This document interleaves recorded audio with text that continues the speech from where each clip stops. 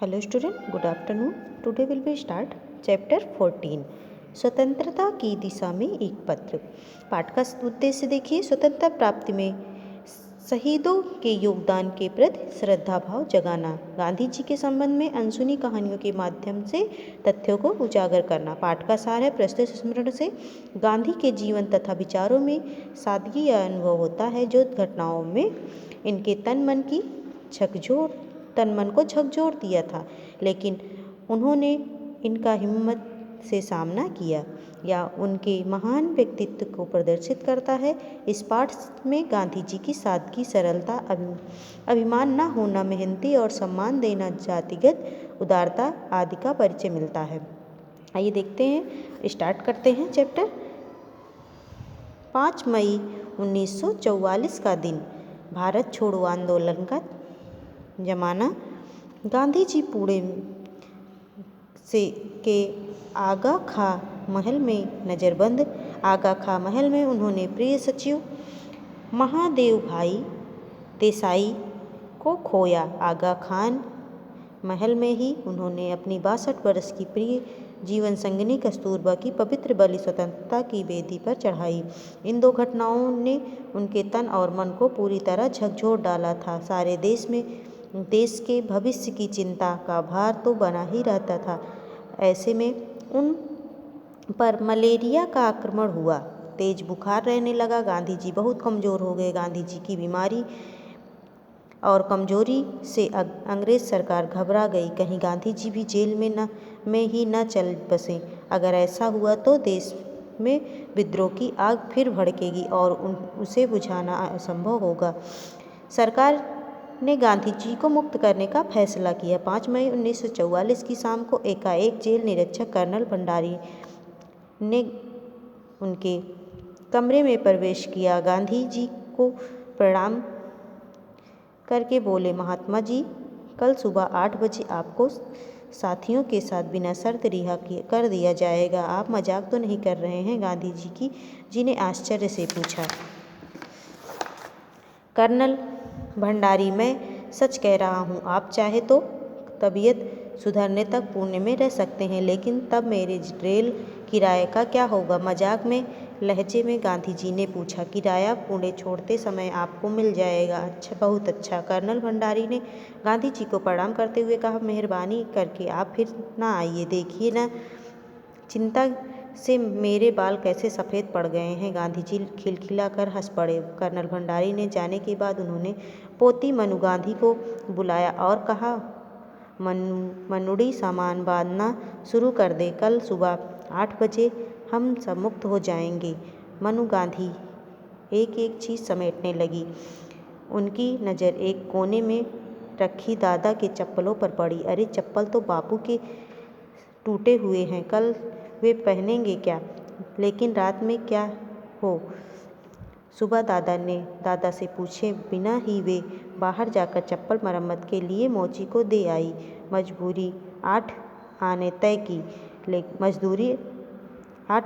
की। लौटी तो देखा कि बापू चप्पल खोज रहे हैं। मनु बहन को देखते ही पूछा, मेरे चप्पल कहाँ हैं? मनु, मरम्मत के लिए मोची को दे आई हूँ। बापू, मजदूरी कुछ तय की या महात्मा गांधी की जय?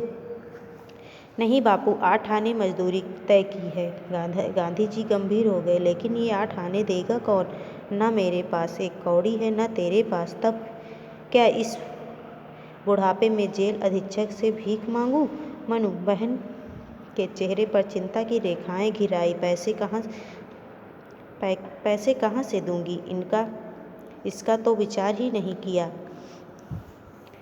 तब क्या चप्पल वापस ले आऊं? लेकिन मोची क्या सोचेगा? इतने में दादा बोल उठे, चप्पल तू वापस ले आ मनु, मैं टूटे चप्पलों से काम चला लूँगा। मनु बहन रुआसी हो गई। सहमति मोची के पास गई। चप्पल अभी नहीं बने हैं बहन, मोची बोला। मनु बहन ने भगवान का उपकार माना। अच्छा ही हुआ, बन जाते तो 8 आने कैसे चुकाती। मोची से उन्होंने कहा, तो वापस दे दे भाई, मुझे नहीं बनवाने चप्पल। वाह, वापस कैसे दे दूँ? यही तो मेरी पहली बोहनी है। यह एक नई मुसीबत खड़ी हुई। फिर भी जी कड़ा करके वे बोली, चप्पल गांधी जी के हैं, वे वापस मांगते हैं। तब तो मेरे भाग खुल गए। चप्पल मैं वैसे ही बना दूंगा, लेकिन वापस तो नहीं करूंगा। मोची खुश होकर बोला, अब क्या हो। आखिर मनु बहन समझा बुझाकर मोची को अपने दादा के पास ले गई। दादा दूध सी स्वच्छ गद्दी पर बैठे अंग्रेज मुलाकातियों से भारत और संसार के भविष्य की चर्चा कर रहे थे। पोती ने सारा किस्सा दादा को सुनाया। गांधी जी ने मोची से कहा, तुम मुझे चप्पलों की मरम्मत करना सिखाओगे? आओ यहाँ मेरे पास बैठो, तुम मेरे गुरु बनो, मैं तुम्हारा चेला बनूँ। मोची चकराया। गांधी बापू चप्पलों की मरम्मत करेंगे? आओ आओ, संकोच मत करो। मोची साफ सुथरी गद्दी पर महात्मा गांधी की बराबरी में कैसे बैठे हुआ खुले फर्श पर बैठने लगा। गांधी जी ने आग्रह से उसे अपने पास बैठाया। मोची को संकोच मिटा। उसने थैली से औजार निकाले व बापू को मरम्मत की कला सिखाने लगा, जैसे किसी नौसिखियों को सिखा रहा हो। उस बेचारे को क्या पता कि उसका यह चेला किसी ज़माने में अच्छी चप्पल बना लेता था। मुलाकातियों से आश्चर्य को बढ़ाते हुए गांधी जी ने कहा, दक्षिण अफ्रीका में मैंने अपने जर्मन मित्र कैनल बैग से चप्पल बनाने की कला सीखी थी। अच्छा, मैं काफ़ी अच्छे चप्पल बना लेता था। अपने हाथ की एक जोड़ी चप्पल मैंने जनरल स्मिट्स को भेंट की थी। अपने कट्टर राजनीतिक विरोधी को एक मुलाकाती से प्रश्न किया, तो मैं जनरल को अपना मित्र ही मानता था। सत्याग्रही का कोई शत्रु होता ही नहीं।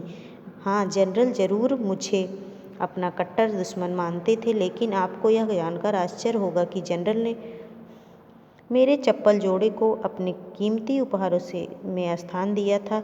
यह तो आपकी हिंसा की विजय कहीं जाएगी अवश्य। सत्याग्रह के अंत में जनरल